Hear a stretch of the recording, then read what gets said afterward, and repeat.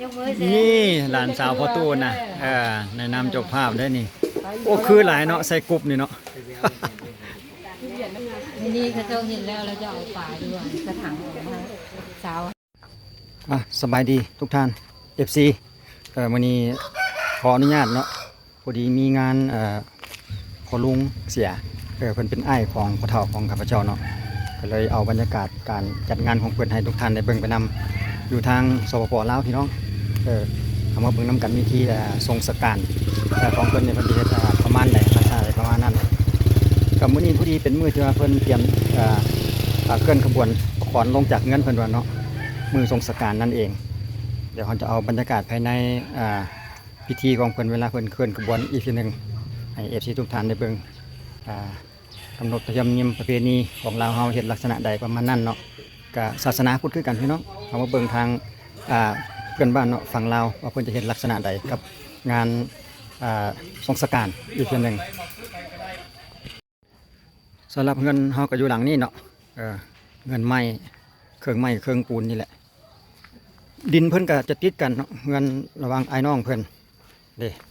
ถัดมาทางนี้ต่อมาก็แม่นเงินของอ้ายเพิ่นเนาะอ้ายของพ่อเฒ่าหั่นน่ะเอาเพิ่นของพ่อตู้นี่ก็น้องเพิ่นนั่นเสียเบิดแล้วยังเหลือแต่ของเราผู้เดียวเดี๋ยวเฮาจะให้เบิ่งของเราถือว่าเราอายุยืนกว่าหมู่ก็ว่าได้นะน้องของเราแต่ละคนยิงซ้ายหันเสียหมดเลยเด้รวมอายุของเป็นกา96 ปีประตูคอนยงโพเบิดแล้วปะนี่ไอ้น้องเพิ่นอ้ายไปตามหลังน้องไปก่อนตอนนี้อยู่ช่วงเช้าพี่น้องเตรียมที่จะจัดงานเตรียมงานเตรียมแทหัวเตรียมอันนั้นไปนำเตรียมเพื่อที่จะบวชจั่วกับบ่ทันได้มีไต้แขกเนาะเพราะว่ามีแต่ทั้งเจ้าภาพลูกหลานกำลังเตรียมเรื่องอาหารการกินก็ผ่านมาแล้ว2 คืนกลางคืนนี่บ่ให้เว้าแล้วเพิ่นมางานมาอันนั้นอบอุ่นก็เล่นไพ่เล่นอันนั้นกันเล็กๆน้อยๆเนาะแต่ละคืนผ่านมา2 คืนอันนี้ก็คือทีมของลูกหลานส่วนรายก็มีแต่ลูกแต่หลานญาติสนิทมิตรสหายเพื่อนใกล้บ้านใกล้เพื่อนเชียงเนาะเพิ่นมาช่วยแต่งอยู่ครัวกินเกี่ยงตอนครับที่จะจัดงานทรงสการนั่นเอง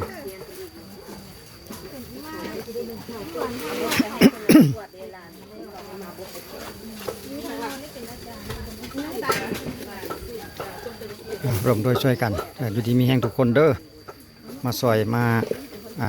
สามัคคีแต่งอยู่ครัวกินให้มันแล้วให้มันสำเร็จในงานทรงสการของประตูนี่นะ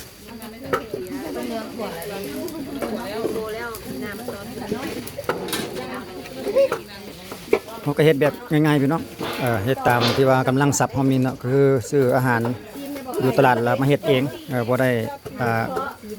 ด้เมาห้านอาหารหั่นน่ะเฮ็ดแบบเขาเฮ็ดเองแบบง่ายๆแบบดั้งเดิมเลยใส่แต่ว่าเพื่อนบ้านแน่กับลูกหลานของแต่เฮาเองได้หั่นน่ะมาร่วมกันเฮ็ดอยู่เฮ็ดกิน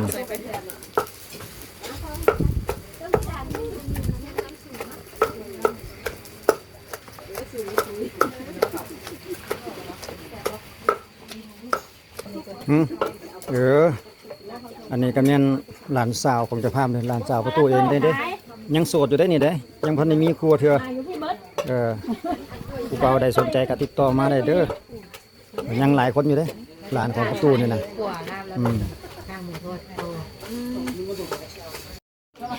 นี่โอ้เห็นหน้าแล้วเด้หลานสาวมาเพิ่มอีกยังพันมาพันหมดได้นี่ปกติเราจะมีหลายกว่านี้ได้หลานสาวประตูนี่นะอายุดีมีแห้งเด้อโศกหมานลำเลยปังๆทุกคนได้บุญหลายๆทุกเลข5 โต 6 โตละวันใหญ่กำลังมาไหลมาที่มาช่วยในงานของประตูเฮานี่นะอยู่ดีมีแห้งทุกคน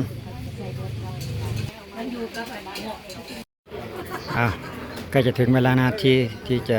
ได้เคลื่อนขบวนแล้วเนาะตอนนี้แขกมาหลายกว่าเก่าหน่อยนึงดีมาจากกรุงเทพเด้อนี่เด้อ พี่น้องเฮามาขึ้นทางเทิงเลยคันใดอยู่พุ่นเด้อเพิ่นอยู่เทิงไหน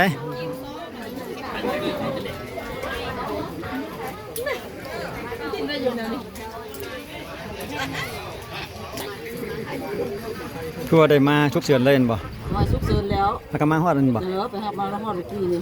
โอ้สะพองบ่เห็นว่าไปหับมัดอยู่ด้านหุ่นว่าหั่นน่ะ แล้ว พี่น้องมาจากกรุงเทพ เออตึกนี่ไปหาเอามานี่แล้วก็โทร เสื้อสายมาจากนครพนมพี่น้องพ่อตู้ผู้เสียนี่นะพ่อตู้บ่ว่าแต่พ่อตู้แล้วก็อันพ่อเฒ่าของข้าพเจ้าเองคือกันแหละเพิ่นพื้นเพเพิ่นอยู่นครพนมอพยพมาอยู่ลาวตั้งแต่แต่ดึกดำบรรพ์พุ่นหรอวะส่วนหลายก็มีแต่คนฟังไทยทั้งนั้นแหละพี่น้องที่ว่าอยู่ทางลาวเฮาเนี่ยนะเขตอีสานทั้งนั้นแหละกำลังมาทยอยมาได้แล้วเนาะสำหรับมาแจกมาห่วมก็ประมาณนี้แหละก็บ่หลายเพราะเท่าใดดอกพี่น้องกำลังบวชจั่วบวชจวงเนาะกำลังเฮ็ดพิธีบวช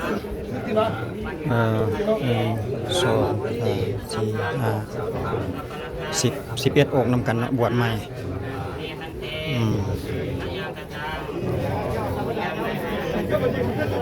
อยู่ในช่วงระหว่างรอครูบาเพิ่นเฮ็ดพิธีเนาะบวชจั่วแล้วก็สวดพิธีแล้วเฮามาเบิ่งแขกที่ว่าเขามาร่วมรอบๆที่สกอนอีกเทื่อนึงทางย่างรอบๆในบริเวณงานนำเพิ่นอีกทีนึงว่าแม่นลองสังเกตเบิ่งท่าไหนที่ว่ามีคนคุ้นหน้าบ่ประมาณนั้นหั่นน่ะพี่น้องฟังไทยมีบ่คนคุ้นหน้าแถวนี้ก็สิบ่มีแหละนี่ทีมหนึงก็เล่นไพ่ท่ารอเวลาตามสูตรตามสไตล์ก็ประมาณนี้ มาโซนนี้ก็โซนของแม่ครัว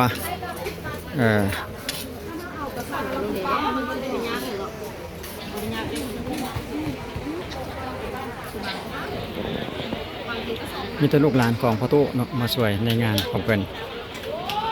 หลังจากนี้เขาจะเบิ่งตอนเพิ่นลงจากเงินอีกทีหนึงถอนลงจากเงินอีกทีหนึงเนาะก็รวมๆแจกมาห่วงกันอยู่ประมาณนี้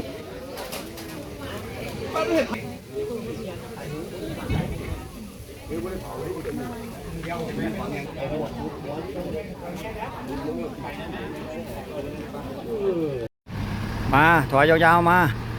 เด็กรถเมมเพิ่นพี่น้องไก่งงไก่ปลาโอ้ทีมงานเพิ่นพี่น้องทีมงานเบียร์บริการ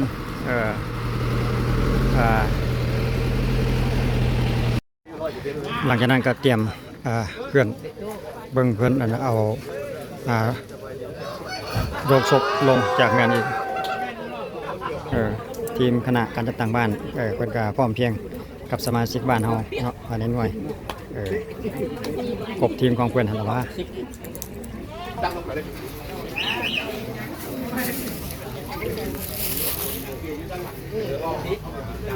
กำลังเคลื่อนขึ้นรถอยู่ประมาณนี้แหละทีมงานของสหายเบียร์บริการขั้นตอนกันอยู่ประมาณนี้พี่น้องเพิ่นจะลำเลียงขึ้นไปแต่ละสุดของเพิ่นเทคนิคของเพิ่น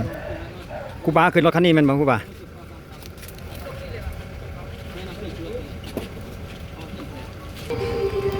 ถือว่าเรียบร้อยเนาะเดี๋ยวกำลังจะเริ่มขบวนของเพิ่นกันเลยหลังจากขบวนเพิ่นก้นออกจากเงินแล้วก็ทางจั่วบวชใหม่เนาะเน้นบวชใหม่กับแม่ข่าวเพิ่นก็จะมาก่อนแล้วก็จะมารออยู่จุดประตูโค้งของวัดนี้เพื่อจะเดินขบวนเข้าไปหาเตารอสำหรับจุดนี้เนาะอันนี้ก็คือเป็นประตูโค้งของวัดบ้านทางงอนพี่น้องวัดป่าสามัคคีธรรมอยู่กับบ้านทางงอนเฮานี่เองตอนนี้ทางขบวนศพเปิดกำลังมาฮอดจุดนี้โอ้มีข่าวกระลายได้จั่วบวชใหม่เนาะเป็นวันเน้นสามเณรนั่นแหละจั่วบวชใหม่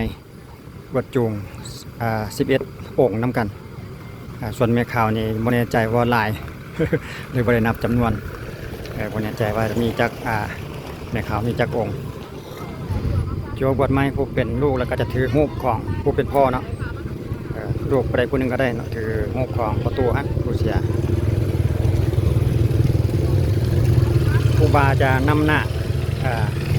จัวบวชใหม่จะนำหน้าแล้วก็ตามด้วยแม่ขาวผู้เป็นลูกเป็นหลานเป็นเลนก็มีแล้วก็เพื่อนสนิทมิตรสหายที่ว่าผู้ใดสมัครใจจะมาบวชขาวนี่เพิ่นก็ยินดีเนาะ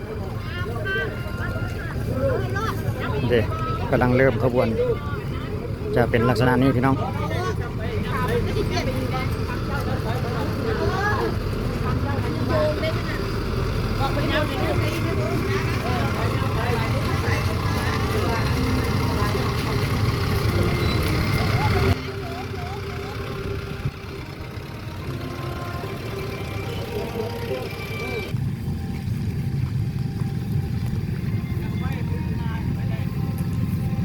ตอนนี้เขามาใน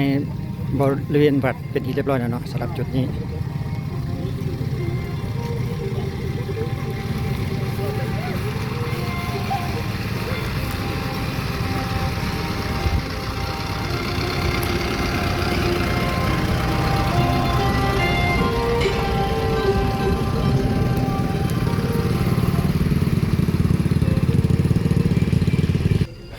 อันนี้เป็นจุดบริเวณที่ว่าเตาล่อของเพื่อนเนาะจุดนี้ทางขบวนกำลังเข้ามาสู่เตาล่อ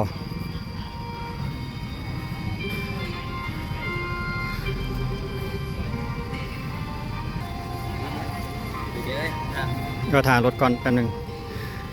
ไปซ่องเบิ้งเตาล่อเพิ่นแป๊บหนึ่งก่อน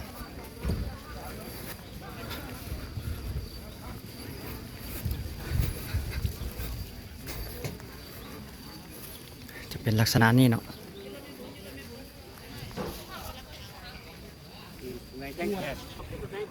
เครื่องแบบเป็นดอกไม้เป็นอุปกรณ์ต่างๆในทางเมมเพิ่นจะรับผิดชอบเลยเนาะเกี่ยวกับอุปกรณ์การส่งสการของเพิ่นนี่นะงานสถาปนกิจศพนี่แม่จัวหามอีกไหมหลายองค์ นักสมบูรณ์เด้ตามธรรมดาจะเวียนย้อนเข็มโมงถึกละเวียนขวาไปหาซ้ายเนาะ3 ห้องน้ำกันสำหรับการเวียนอ้อมเตาลอ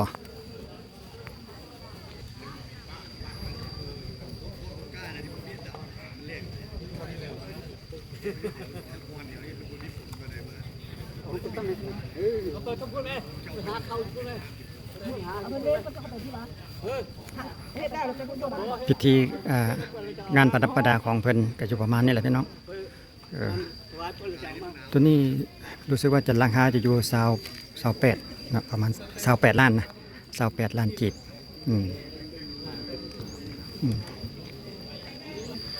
หลังจากครบ3 รอบแล้วเพิ่นก็จะเอาลงหันไป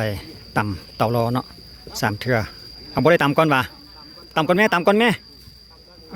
3 เทื่อโอเค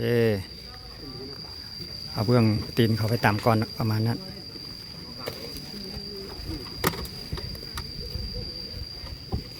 ต่อไปก็จะเป็นนาทีของทางเมมเพิ่นนาทีของผู้ที่หับเห็ดเนาะจัดงานสุดสีขาวเป็นทีมงานของเพิ่นทั้งหมดเนาะก็จะเป็นชุดเครื่องแบบของเพิ่นเพราะฉะนั้นเขาจะเบิ่งแขกที่มาร่วมก็อยู่ประมาณนั่นแหละคือจิบอหลายกับผู้ดี เดี๋ยวเขาไปเบิ่งผู้ที่เขามาร่วมอีกทีหนึ่งก่อนตอนยิงเฮือนนี่คือว่าหลายๆหรือว่าเป็นน้ำเฮือนแคบเลยเฮ็ดคือคนหลาย ผลยามปาเสจานาปาการตีผู้ที่4ไปเนาะไปเอาฝาไก่ไปเกี่ยม4เจ๋เด้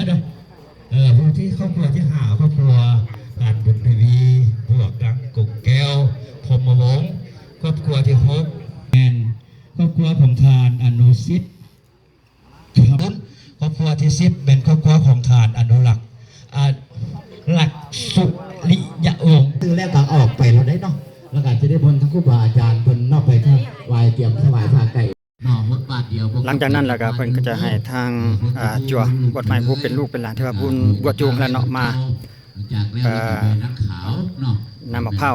ล้างหน้าอีกจังหนึ่งก่อนเนาะนำมะพร้าวล้างปัดเป่าต่างๆ แล้วก็ไอ้จั่วบทใบกับกำลังมานั่งอยู่บนเก่า ทางจั่วและก็แม่ข่าวแล้วก็ผู้ที่ว่าใกล้ชิดติดแท้เนาะจะทำการจะขึ้นมาเฮ็ดจุดนี้ เข้าไปลูก ส่วนนี้ก็คือลูกสาวของเพิ่นอีกผู้หนึง มันก็ยามนี้ก็ยามฟ้ายามฝน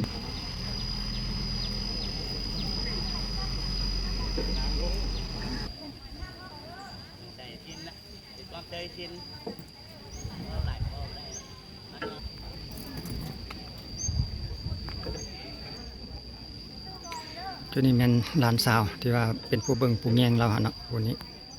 เพราะว่าวันนี้ก็เป็นมือสันได้นิมนต์เพิ่นทั้งเพิ่นให้เพิ่นสู่เนาะสักอนิจจาเป็นที่เรียบร้อยแล้วเฮาก็ได้ตาหลายต่างคน ต่อไปผมก็จะเน่งฝ่ายเน่งฝ่ายจากเตารอนี่ไปหาทางคูบาซึ่งอยู่ที่ตัวศาลาพักศพเนาะศาลาของคูบาเพิ่นอยู่จุดนั้น ส่วนจุดนี้เพิ่นก็เตรียมน้ำบักนาวน้ำไว้ทาล่างมือหลังจากเสร็จพิธีวางเพลิงฮ้อนแล้วเพิ่นก็จะผ่านออกมาดังจุดนี้เนาะเพิ่นก็เลยเตรียมน้ำไว้พร้อมทั้งกระพาทิชชู่เพื่อจะล้างมือ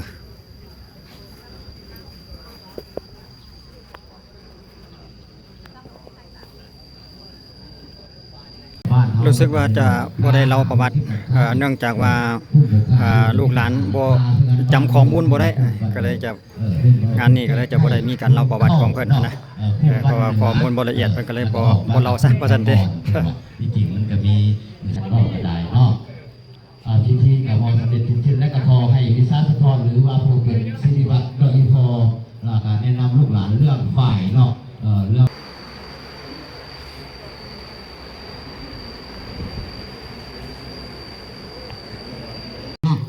ต่อไปก็คือการวางผ้าไก่สีแก่เนาะตามรายชื่อที่ว่าเพิ่นเอิ้นบอก ตู้ศิริวัตรตู้นั่นน่ะ สัตตาพาไก่ เตรียมแล้วก็สิญาณมือมาแน่เนาะก็แล้วสิได้ทั้งมนต์ทั้งพระอาจารย์ไปเนาะมือหนึง จากนั้นเพิ่นก็จังเชิญครูบาเนาะทางวัดมาทำพิธี มือต่อไปเป็นวัด วางผ้าไก่ เป็นใส่บาตรยาน้ำ มาสวด พระเก้าองค์บ่หรือว่าเท่าใดอยู่ไปท่านไปศาลสะก้อนมีอย่างก็เป็นกับพาลูกพาหลานกินข้าวกินน้ำตามกันในใสเนาะทางเดียวพอๆก็ว่ากันไปแบบพี่แบบน้องเนาะก็ขอเชิญพี่น้องๆมาแต่ใกล้แต่ไกลแต่เหนือแต่ใต้บ้านใกล้เงินเคียงบ่ว่าแก่งไข่ทาสเดินเนาะถึงรวยรวยเบิ่งทุกคนเฮาแหละเอาผ่า หลังจากนั้นมันก็จะเชิญแขกที่เขามาร่วมนายบ้านมาก่อนเพื่อเป็นพิธีประธานหลังจากนั้นเพิ่นก็จะมีทางท่านใดมีปัจจัยบริจาคเพื่อสมทบทุนทางวัดทางว่าเพิ่นก็จะป้อนแล้วแต่ศรัทธาผู้ละ5,000 10,000ก็แล้วแต่2 3,000 4,000 5,000ประมาณนั้นเนาะก็จะมีขัน ซ่อนไว้นอกจากตัวพอวัตถุสิ่งของพอสร้างคนแล้วก็ได้จ้างคนมาเนาะมาเฮ็ดมาบูรณะให้มันถือว่ารับประกันให้มีพอบุญพอแยง หลังจากเสร็จจากเพิ่นวางเพลิงมาร่วมแล้วเพิ่นก็จะย่างออกมาจุดนี้เนาะส่วนทางแม่ข่าวเพิ่นก็จะมาทำความเคารพเพื่อขอบคุณขอบใจแขกที่ว่าเขามาร่วมในงานเทศกาลในครั้งนี้เนี่ยจะอยู่ประมาณลักษณะนี้พี่น้อง สิ่งไหนที่ถูกต้องหรือบ่ถูกต้องกินจะบุกจุกจะลงจะได้ ก็จะประมาณนี้เพิ่นจะมีถังคอยเก็บเกี้ยเนาะจะเป็นเซตมือ ลำรวยเนาะ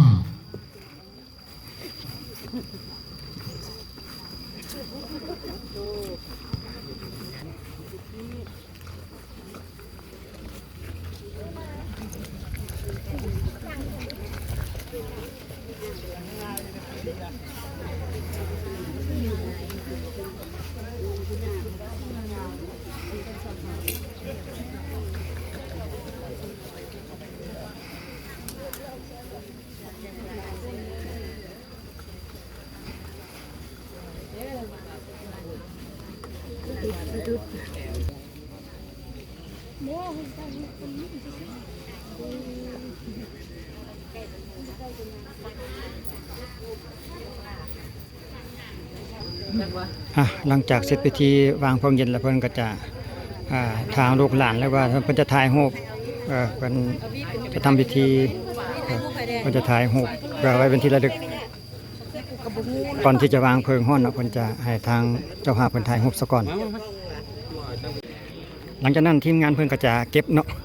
เตรียมที่จะวางเพลิงฮ้อนเพิ่นก็จะเก็บ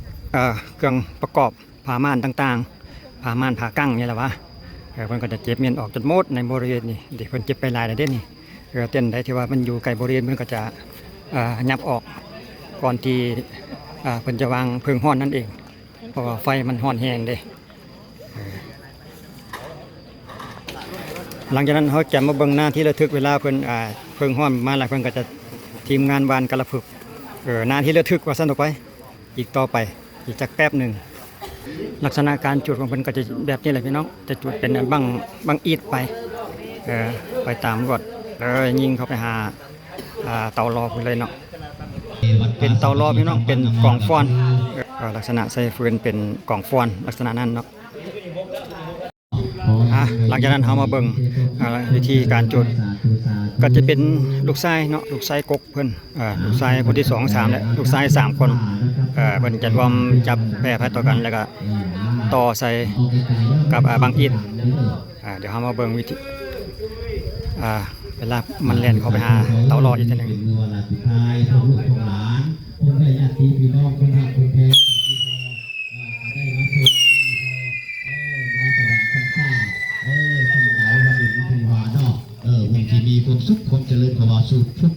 หลังจากไฟไปหาแล้วทางทีมงานบ้านการะพึกนี่ก็เกี่ยมรถได้โอ้แม่ข่าวก็ตั้งอกตั้งใจเบิ่งเราก็อยู่มันคนยืนเกือบพอดร้อยเนาะนี่เอาไปแล้วก็ไปว่านในบ้านกระบอนเนาะอันนั้นมันมื้อนี้เป็นมื้อวันใดมีคนมันก็จะว่านไปอยู่ประมาณนี้เลยเนาะโชคก็มีสูบ่มากก็เก็บเงินซื้อขนมให้หลานเป็นเงินเข้าเงินทุนได้อาหารได้เนาะก็ได้มา1ขนม1ใบก็บ่เป็นหยังเดี๋ยวเอาก็จะปัดแต่ใบเดียวก็พอแล้วเอาหลายจนนั้นมันสิอันตัวดีมันสิเสื่อนว่าอีกทีนึงน้องมื้ออื่นก็ไปเลยเข้าไปในพุ่นเลยเกี่ยวพอข้าวต้มเนาะถ้าอันห่อข้าวต้มได้ห่อเองบ่รู้ว่าจะซื้อหลายอยู่โอ้ขอเอาขนมดีกว่าเฮานะเอาเป็นว่าเสร็จพิธีเนาะสำเร็จเสร็จสิ้นสำหรับงานสัปนาจิตศพต่อไปเพิ่นก็จะเชิญแขกทุกคนเข้าไปร่วมรับประทานอาหารอยู่ที่เงินดีเพื่อสร้างความอบอุ่นนำกระทางเจ้าภาพเพิ่นอีกทีนึงหลังจากนั้นหลังจากทรงสการอยู่ป่าแล้วเนาะอยู่ป่าซาแล้วก็เข้ามาหาเงินที่ว่าเงินดีเงินผู้เสียแล้วก็จะมีข้าวเหนียวกับปลาแดกลักษณะนี้เนาะเดี๋ยวข้าพเจ้าก็อาจจะเอาก้อนโฟมมาตำหลังเพื่อนมันจะมีข้าวเหนียวไว้ให้แบบนี้แล้วก็จำปลาแดกแล้วก็ทิ้งไว้จุดนี้ความหมายเพื่อนก็ว่าเวลาเฮามาแต่ปราสาทมาแต่วัดมาแต่ปราสาทต่างๆขันมีสิ่งบุรีที่ว่าตามมาเนาะความเชื่อของผู้เฒ่าผู้แก่บรรเราสู่กันสู่หลานฟังและเฮ็ดสืบทอดกันมาอยู่ประมาณนี้มันมีสิ่งบุรีตามมาแล้วให้มาฮอดจุดนี้แล้วก็ปล่อยเพิ่นเข้าไปในภายในนั้นเนาะให้อยู่มอดนี่แหละให้เพิ่นกลับคืนหั่นนะสิ่งลี้ลับที่ว่าตาเฮาเดียวบ่เห็นนั่นเนาะใจเพิ่นกลับคืนก็เลยเป็นความหมายว่าให้จำข้าวเหนียวจำปลาแดกแล้วก็ทิ้งไว้จุดนี้กันมีประมาณนี้แหละพี่น้องความหมายข้าวเหนียวจำปลาแดกปะไว้อยู่ที่หน้าเงินก่อนที่จะเข้าไปหาเงินดีงานเพิ่นนั่นเองเนาะก็มีประมาณนี้เขาไปเบิ่งกันนะแขกที่ว่าเพิ่นมาร่วมกินข้าวเพื่ออบอุ่นกับทางเจ้าภาพเพิ่นอีกทีนึงว่าจะหลายซำใดรู้สึกว่าจะมีอยู่ซ้ำเก่าหั่นแหละเด้ก็หลายสมควรหลายซ้ำที่เพิ่นออกไปตอนเวลาทรงสการหั่นแหละวะเนาะหลังจากกินข้าวที่นั่นแล้วเพิ่นก็จะสร้างความอบอุ่นเล่นผู้มักเล่นไพ่นี่ก็เล่นไพ่ไปเติมประมาณนั้นผู้มักล้มกันหรือบ่ไปทางใดกันนั่งมาแต่พูดและบ้านน้อยเขตโนนสะอาดเฮาพูดแหละแต่ว่าเป็นเจ้าพ่อหนองเสื่อมแล้วนี่ได้แผนกตึกกระดุงนี่เดี๋ยวเขายับเขาไปเบิ่งทางในอีกน้อยนึงก่อนที่จะช่วงท้ายคลิปเนาะช่วงท้ายคลิปเขาจะเบิ่งผู้ที่ว่ามาร่วมกินข้าวอาหารการกินเพิ่นก็เตรียมไว้ให้จุดนี้เนาะสำหรับแขกผู้ที่ว่ามาร่วมโอ้มีฮอดแกงนอได้เนาะมันบ่โอ้ยสุดยอดเลยมันบ่ของแซ่บมาแต่บางนากรุงเทพเพิ่นแหละเป็นหยังเพิ่นบ่ฮู้ว่าจะมาหั่นอันข่อยบ่บอกเพิ่นโทรหาข่อยอยู่พอมึงเมื่อบ่ กูเมื่อยเลยพาสปอร์ตกูก็บ่ได้ พาสปอร์ตเพิ่นบ่ทันแล้ว ไปบ่ เอ ได้ อ บอก มาแต่กรุงเทพก็เป็นลานของประตูลานผู้เสียนั่นเองเนาะเราก็ใช้ชีวิตอยู่กรุงเทพพุ่นแล้วว่าโอ้ทางโนนข้อก็มามื้อวานนี่ส่งเฮือนี่เมาหนึงแม่นบ่ ทางโนนข้อเขตหาดเจียงเฮาการจะตั้งบ้านเฮาก็อยู่จุดนี้คือเก่ากลับมาสร้างความอบอุ่นให้กับทางเจ้าภาพเฮาอีกทีหนึงที่ขาดบ่ได้ก็คือทางภาคส่วนของเรือนครัวหลังจากที่เมื่อยแข้งเมื่อยขาโซฟีไม้หลายมือในการปรุงอาหารแล้วกับมีเวลาได้มากินได้บัดนี่มีเวลาได้มานั่งนี่แผนกถ้าหากว่าบ่มีภาคส่วนนี้นี่โอ้บ่แล้วในงานนี่นะชมเชยทีมงานสาพันธ์ยิงเฮามาโซฟีมือมาปรุงเป็นกุ๊กให้ในมื้อนี้เนาะสำเร็จลุล่วงไปด้วยดีสำหรับงานเทศกาลอิ่มหนำสำราญมีบุญอิ่มบุญกันทุกคนเด้อในงานนี่นะได้บุญหลายๆบุญแรงก็เฮงๆปังๆเด้อโชคหมานเอาถึกรางวัลใหญ่เด้อผู้ใดได้ตัวดีถึกรางวัลใหญ่รางวัล6โตโลเด้อมื้อแรงหั่นน่ะยังขอยันบ่ผู้ใดค่อยได้ตัวนี้ก็ปั่นไม่ครัวแน่มันบ่